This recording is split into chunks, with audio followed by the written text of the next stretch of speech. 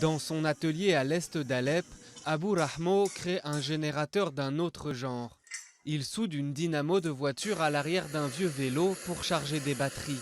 Après une première démonstration chez le client, il vend son invention pour une vingtaine d'euros.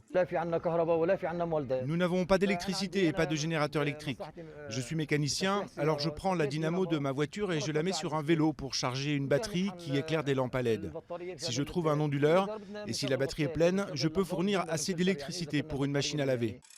Depuis juillet, les 250 000 habitants des quartiers est d'Alep, tenus par les rebelles, sont assiégés par les forces du régime de Bachar al-Assad.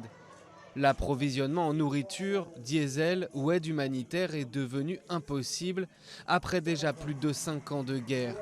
Pour survivre, c'est la débrouille. Khaled Kourdia a trouvé un moyen de remplacer les bouteilles de gaz pour son four. Nous avons été forcés de revenir à l'ère préhistorique. Nous récupérons des jerrycans d'huile vides, creusons un trou dedans pour installer un ventilateur qui dirige le feu dans une certaine direction. Ça permet d'économiser du bois et d'avoir un feu un peu plus fort. À quelques rues de là, Amir compense les prix élevés de la nourriture par un jardin sur son toit, fait de boîtes en polystyrène. Le prix du sucre a été multiplié par 10 et les légumes coûtent au moins 5 fois plus cher qu'avant le siège.